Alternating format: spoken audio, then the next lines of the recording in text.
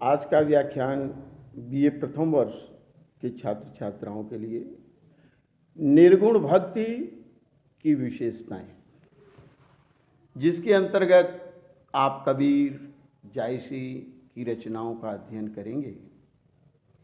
निर्गुण से तात्पर्य है निर्गुण, जो गुण से यानी रहित हो, अर्थात समस्त प्रकार की विशेषताओं से रहित, निराकार, निरालंब, निराश्रित।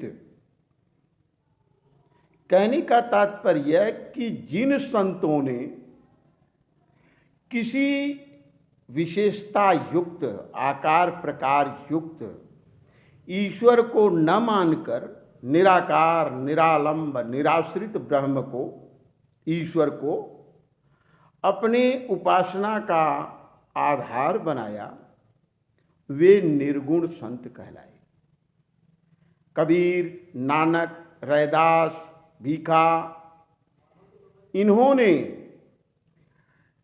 सगुण साकार ईश्वर को न अपनाकर निराकार, निराकार, निराश्रित ब्रह्म स्वरूप को ही ईश्वर रूप माना और प्रत्येक शरीर के अंदर व्याप्त जीवात्मा को ही परमात्मा स्वरूप देखा। कबीर कहते हैं, बाहर के पट देहि के अंदर के पट खोल,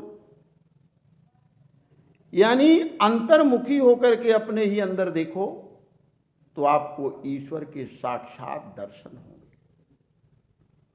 तो जिन कवियों संतों ने निराकार, निर्गुण, निराश्रित ब्रह्म को, ईश्वर को अपनी आराधना का, उपासना का आधार माना, वो निर्गुण भक्त का, वो निर्गुण उपासक कहलाए और उनकी भक्ति निर्गुण भक्ति कहते हैं। इन संतों ने किसी आकार, प्रकार, रूप, रंग युक्त ईश्वर की उपासना की अपेक्षा निराकार, निराश्रित, कण कण में व्याप्त ब्रह्म के प्रति ध्यान को केंद्रित करने की बात कही और अंतर्मुखी होकर अपने शरीर के अंदर व्याप्त जीवात्मा रूप आत्मा को ही ईश्वर रूप माना। इन्होंने मूर्ति पूजा, नवधा भक्ति की अपेक्षा नाम स्मरण आदि में विशेष ध्यान दिया। कबीर ने कहा, राम जपु, राम जपु, राम जपु भाई, केवल नाम स्मरण पर बल दिए। इनकी भक्ति ज्ञान मूलक साधना परख रही है, यानी उस ईश्वर के प्रति जानकारी प्राप्त करो। संसार से, माया मोह से विरक्त होकर के एकांत में जाकर ध्यान को केंद्रित करके अंतर्मुखी होकर अपने शरीर के अंदर ही उस ईश्वर के साक्षात्कार कीजिए। इसीलिए कबीर कहते हैं, 9 पौर, यानी शरीर के 9 द्वारों की बात करते हैं। जायसी भी कहते हैं, 9 पौरी पर 10 द्वारा, तही पर बाजराज घर यारा। 9 ड्योढ़ियां, 9 सीढ़ियों के बाद 10वां द्वार बताते हैं, जिसे कबीर ने ब्रह्मरंध्र, औंधा कुआं विभिन्न रूपों से संबोधित किया और इसी को ब्रह्म का स्थान मानते हैं। कहते हैं यही ईश्वर में वास। वो तो कण कण में ईश्वर के स्वरूप के दर्शन करते हैं। ज्यों पुहपन में वास, जैसे पुष्प में समाहित सुवास, उसी प्रकार प्रत्येक शरीर के अंदर व्याप्त आत्मा जो अनुभव के द्वारा जानी जा सकती है, अर्थात इन निर्गुण संतों का, निर्गुण भक्त कवियों का ईश्वर अनुभव गम्य है, अनुभव परक है, जिसका मात्र अनुभव किया जा सकता है। तो जिन संतों ने, भक्तों ने निराकार, निराश्रित आत्मा स्वरूप जीवात्मा को ईश्वर रूप मानकर उसकी उपासना पर, आराधना पर बल दिए, वो निर्गुण भक्त कवि कहलाए और उनकी भक्ति निर्गुण भक्ति कहलाई।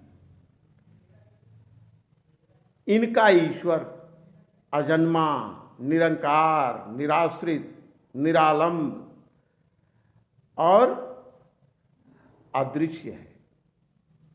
कबीर कहते हैं, नहीं तारागण नहीं रविचंदा, नहीं कछ होत पिता के बिंदा, नहीं जल नहीं तल नहीं तिरपौना, को धरे नाम रूप को वर्ण।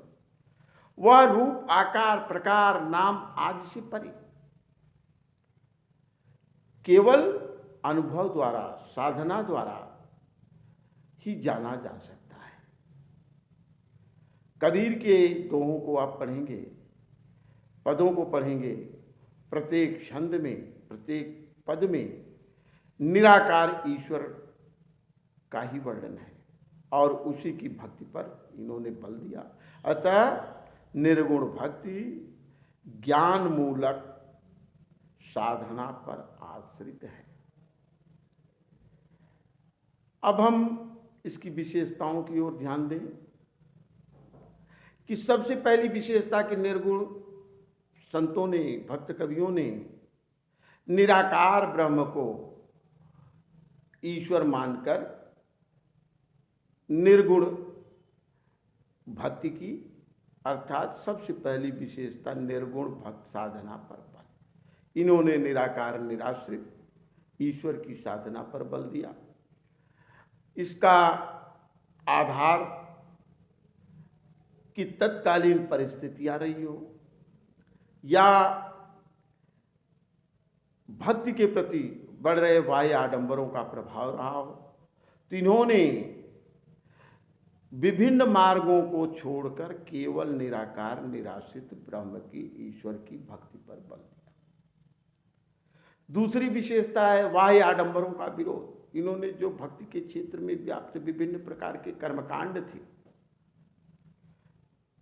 पूजा अर्चना, तीर्थाटन आदि का इन्होंने खुल करके विरोध किया।